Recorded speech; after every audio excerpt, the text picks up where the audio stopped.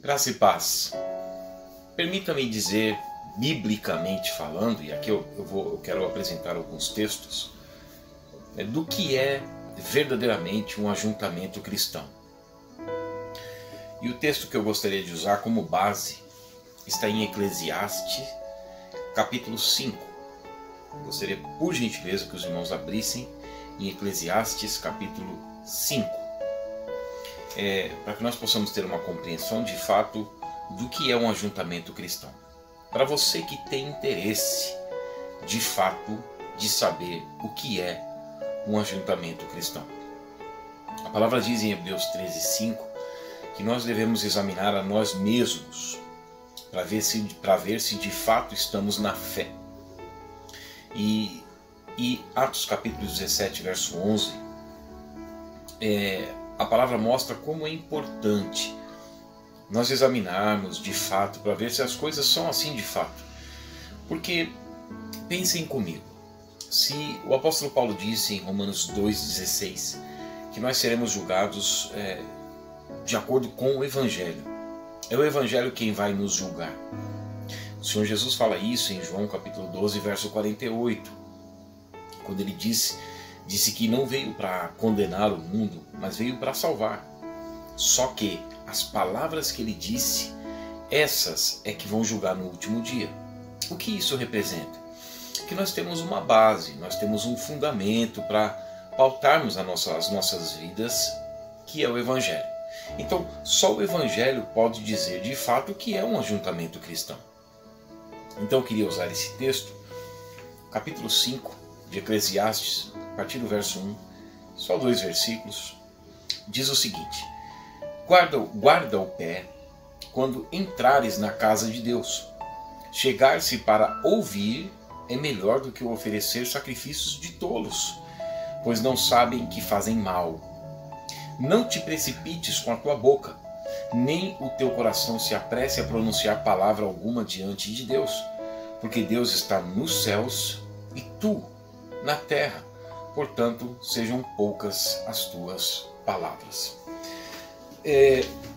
O ajuntamento cristão. Lá tem doutrina. Atos 2,42. E perseveravam na doutrina dos apóstolos. Como eu já disse algumas vezes, doutrina é o didaché do grego, que é um conjunto de ensinamento. O apóstolo Paulo fala isso também em Efésios 2,20, quando diz que a igreja, o ajuntamento cristão, só pode estar edificado sobre o fundamento dos apóstolos e dos profetas. 1 Coríntios capítulo 3, versos 10 e 11, o apóstolo Paulo mostra que esse fundamento é Cristo e a sua palavra. Então nós devemos entender sempre o que diz a palavra de Deus. Por exemplo, Tiago diz o seguinte aqui na sua carta, no capítulo 1, a partir do verso 19. Sabeis estas coisas, meus amados irmãos. Todo homem, pois, seja pronto para ouvir, tardio para falar, tardio para se irar. Pois a ira do homem não produz a justiça de Deus. Portanto, despojando-vos de toda impureza e acúmulo de maldade. Só um adendo aqui. Você sabia que tem acúmulo de maldade? Você sabia que em 1 Tessalonicenses, capítulo 2, verso 16, o apóstolo Paulo diz que à medida dos pecados de alguns vão se enchendo? Você sabia disso? Portanto, Tiago diz o seguinte: o acúmulo de maldade, despoje-se você tem que se despojar disso, você tem que se desprender disso. Veja que o jovem rico, Jesus apontou o que prendia ele e o que impedia ele de chegar então até Cristo, porque Jesus falou: vai e vende tudo que você tem, dá aos pobres, despoje-se disso, livre-se disso, e depois você vem e me segue, aí sim você vai ser salvo. Então Tiago diz aqui: despojando-vos de todo o acúmulo de maldade e de impureza. Para quê? Acolher com mansidão a palavra em vós implantada. Então essa é a doutrina. Tem que ter doutrina. Agora, como nós sabemos que este fundamento, essa doutrina está lançada neste ajuntamento cristão? Porque Jesus disse lá em Mateus 18:20, onde estiver 2 ou 3 reunidos em meu nome, com a motivação correta, com a palavra escrita, com o texto, com o contexto, direcionando a quê? A quê? Aqui vai mostrar o objetivo da doutrina. Qual é o objetivo da doutrina cristã? Filipenses capítulo 2, verso 5, diz o seguinte, que nós devemos ter o mesmo sentimento que houve também em Cristo Jesus. Qual o objetivo da doutrina? Romanos 8, 29. Aos que dantes conheceu, a estes predestinou, para quê? Para serem conforme a imagem de seu Filho. Então, o objetivo da doutrina cristã é formar em nós a Cristo, os seus pensamentos, a sua motivação, as suas tristezas também. Segundo Coríntios 7:10, fala que a tristeza, segundo o coração de Deus, produz arrependimento, opera para a salvação, né? As tristezas de Deus devem habitar em nós também, porque naquilo que Deus se entristece, nós também nos entristeceremos, né? E Colossenses capítulo 1, verso 9 e 10, o apóstolo Paulo diz o seguinte, que a oração dele era para que cada cristão fosse cheio do conhecimento da vontade de Deus, em toda sabedoria e percepção espiritual. Para quê? Para que então nós compreendêssemos as Escrituras para ser agradáveis a Deus, para servir a Deus inteiramente. É isso que diz em 2 Crônicas capítulo 16, verso 9, que quanto ao Senhor, os seus olhos passam por toda a terra para se mostrar forte para com aqueles cujo coração é totalmente dele. Por isso que Paulo diz que a paz de Cristo deve ser o árbitro em nossos corações, deve dominar, deve ditar as regras, deve normatizar, deve colocar regras, preceitos. Assim nós descobrimos se de fato a doutrina cristã está implantada em nossos corações, se de fato nós nos despojamos da impureza, da maldade, do acúmulo de maldade e acolhemos em nós a doutrina que foi implantada. O que acontece quando a doutrina é implantada? 2 Coríntios capítulo 5, verso 14. O amor de Cristo nos constrange, julgando nós isso. Um morreu por todos, logo todos morreram, para que aqueles que vivem não vivam mais para si mesmos, mas para aquele que por eles morreu e ressuscitou. Lá existe a pregação contra o pecado. Veja, João 16:8. Outro objetivo da doutrina. João 16:8. E ele, o Espírito Santo, convencerá o mundo do pecado, da justiça e do juízo. Lucas 24:47 mostra o objetivo de se pregar o nome de Cristo nos ajuntamentos cristãos, e que em seu nome se pregasse arrependimento para a remissão dos pecados. Isso está em Lucas 24:47. Atos 3:19, o apóstolo Pedro diz: convertei-vos para serem cancelados os vossos pecados. Agora, em contrapartida, as pessoas não iriam querer ouvir a verdade. É isso que nós vemos ali em João capítulo 6, versos 60 a 68, quando Jesus estava com 70 discípulos e 58 disseram assim: duro é esse discurso. Duro é esse discurso. Quem pode resistir? Quem pode ouvir isso? E viram as costas e vão embora.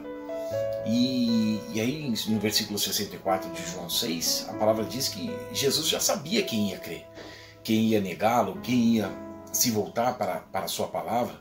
Por isso que em João 6,37 ele diz isso: todo aquele que o Pai me dá virá a mim, e todo aquele que vem a mim, de forma alguma eu o lançarei fora. Então por que muitos não vão?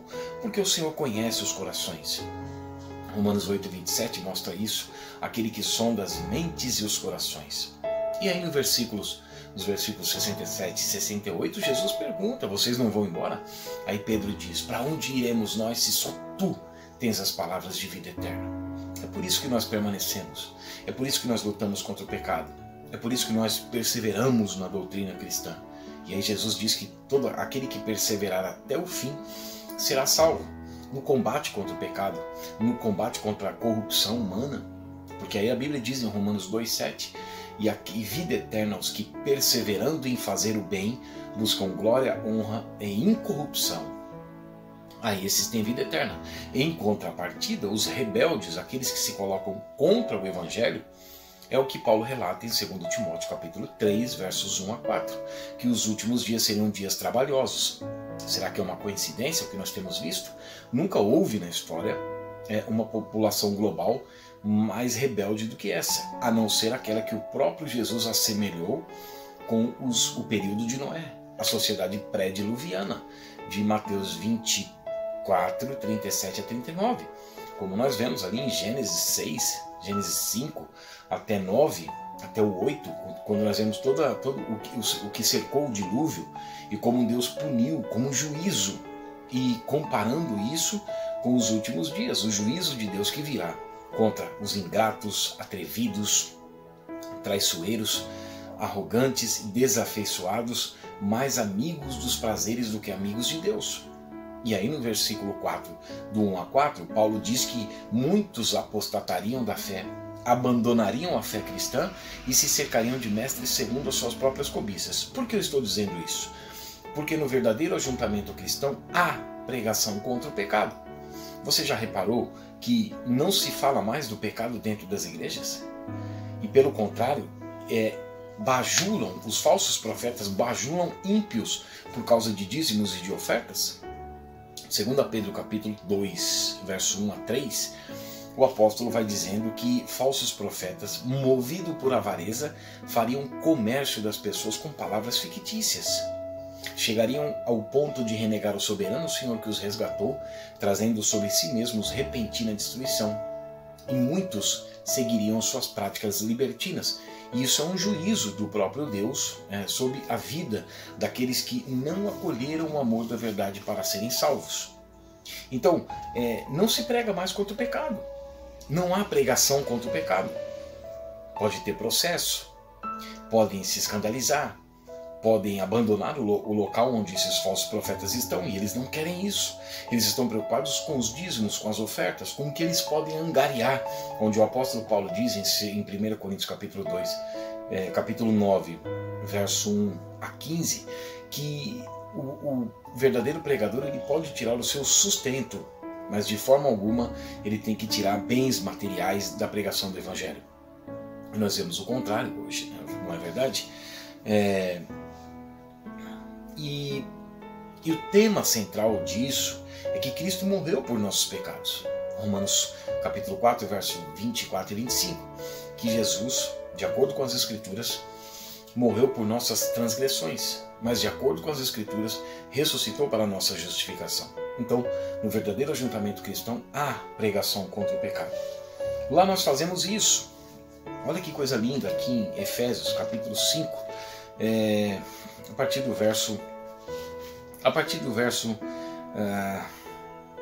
16. Remindo o tempo, porque os dias são maus. Por esta razão, não vos torneis insensatos, mas procurai compreender qual a vontade do Senhor. No ajuntamento cristão, se procura saber qual a vontade do Senhor. Não é o meio de você ficar rico, não é o meio de você ter prosperidade, não é o meio de você ter promoção no emprego. Entenda bem, a Bíblia, o contexto do Novo Testamento, é totalmente o oposto da teologia da prosperidade. Não existe essa questão de você fazer barganha com Deus. Jesus, ele não dá margem para outros cultos dentro do ajuntamento cristão. Ele diz em Mateus 4,10, somente ao Senhor teu Deus adorarás e só a Ele prestarás culto. Não existe outro culto. Não existe culto das portas abertas, não existe culto da prosperidade, não existe culto dos empresários. Isso é algo diabólico. Isto é o que Paulo diz em 1 Timóteo capítulo 4, verso 1 a 4, ensino de demônios. Porque Jesus vai dizer que nós não devemos ajuntar tesouros sobre a terra.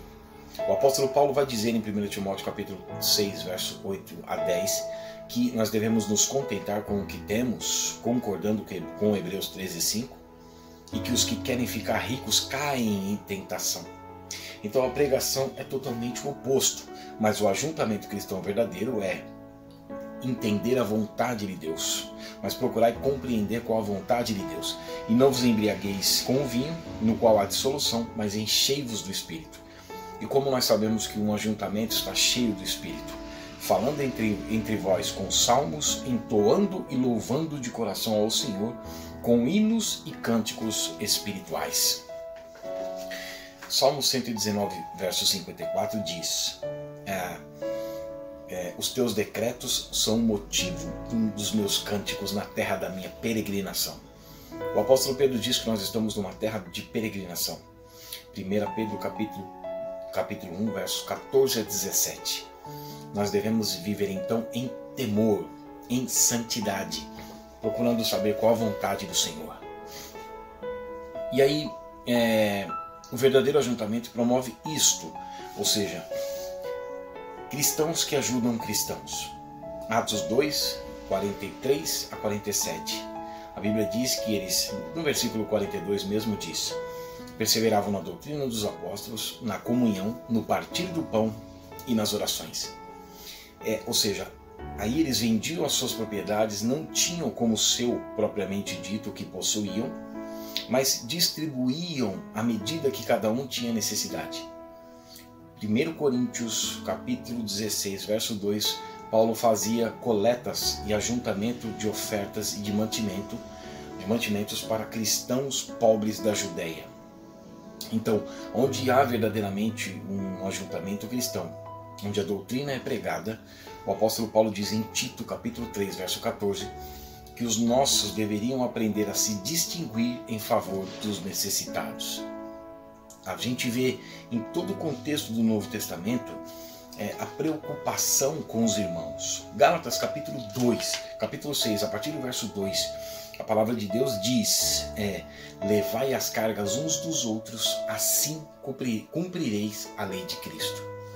Este é o objetivo também da pregação e do evangelho de fato, da doutrina cristã e do verdadeiro ajuntamento cristão.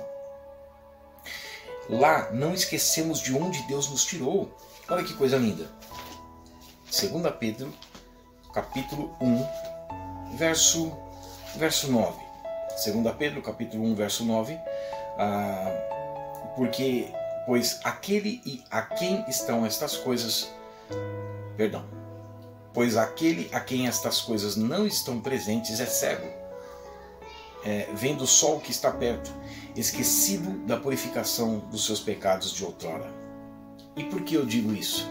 Porque se nós verdadeiramente entendemos a motivação do Evangelho, entendemos o propósito do Evangelho num verdadeiro ajuntamento cristão, nós não esquecemos da purificação dos pecados de outrora.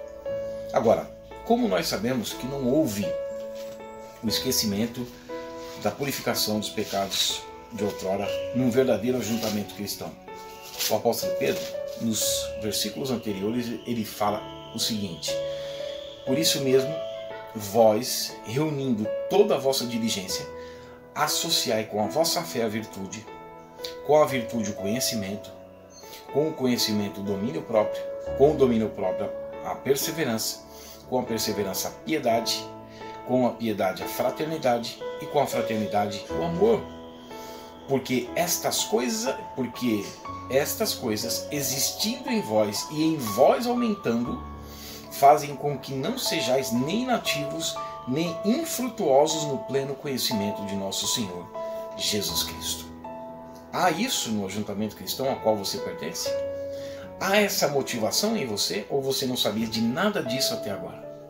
Então é hora de mudar. Por isso que a palavra diz: e conhecereis a verdade, e a verdade vos libertará. É disso que a verdade liberta. E aí, só para terminar, é nisto que consiste o verdadeiro preenchimento da alma.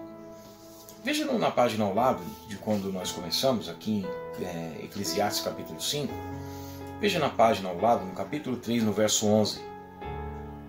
Tudo fez Deus formoso no seu devido tempo. Também pôs a eternidade no coração do homem, sem que este possa descobrir as obras que Deus fez desde o princípio até o fim. O Senhor coloca a eternidade nos nossos corações. O coração é o centro da nossa alma, é a completude do ser humano.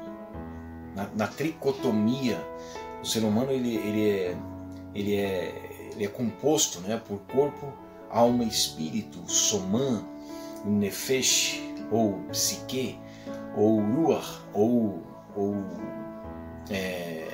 pneuma, né, que é o espírito, ou fôlego de vida, e depende do coração.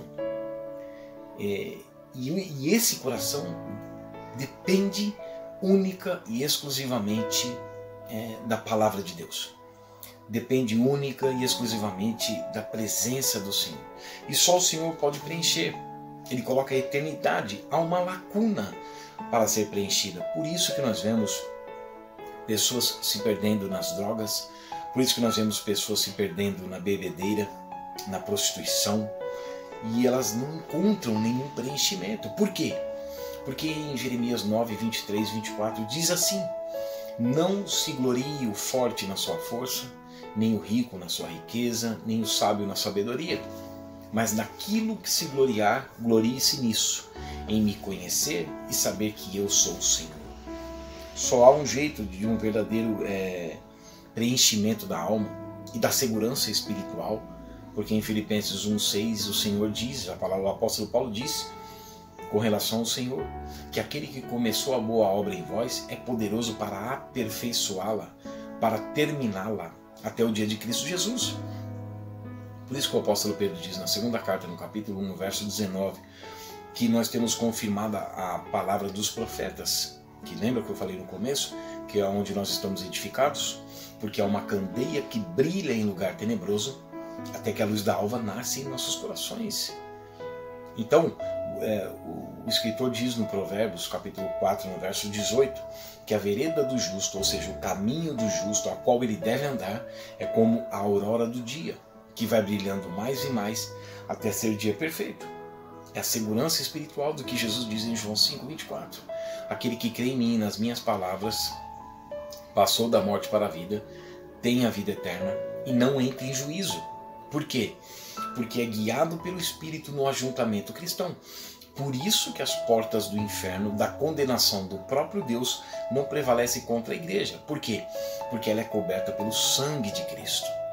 Em contrapartida, os que não estão nesse ajuntamento de fato, é o que diz no próprio versículo 1 de Eclesiastes 5, eles oferecem sacrifícios de tolos. Eles sacrificam ao invés de obedecer. E 1 Samuel 5, 15 e 22 diz: melhor é obedecer do que sacrificar. Melhor é obedecer do que sacrificar. E aí as pessoas vão fazendo coisas que elas não preenchem a sua alma. Nós não auto-preenchemos as nossas almas. Nós não preenchemos as nossas almas com coisas. Nós não purificamos com coisas. O apóstolo Pedro diz em 1 Pedro 1,22 que nós purificamos a nossa alma pela obediência à verdade da palavra. Nós dependemos única e exclusivamente da palavra do Senhor. É isso que Jesus disse para a mulher samaritana no poço de Jacó, lá em João 4, 13 e 14. Jesus diz: essa água que você bebe, você vai tornar a ter sede. Por quê? Porque ano após ano as pessoas dentro das igrejas, elas estão atrás de votos, elas estão atrás de campanhas, elas estão atrás de bens materiais, elas não conhecem o Evangelho. E aí Jesus então diz isso, e a palavra diz em Provérbios 29, 18, que se não há profecia, se não há pregação do Evangelho, as pessoas então, o povo se corrompe. Então é hora de despertarmos, de entender de fato qual o verdadeiro ajuntamento cristão. Leia as cartas dos apóstolos, entenda que o Antigo Testamento é revelado à luz do Novo Testamento. Toda a Escritura fala de Cristo. A nossa fé deve ser cristocêntrica. A nossa fé, ela não é antropocêntrica. Nós devemos olhar: e levo os meus olhos para os montes, de onde me virá o socorro? O meu socorro vem do Senhor que fez os céus e a terra. Agora, como eu sei se estou de fato num verdadeiro ajuntamento cristão?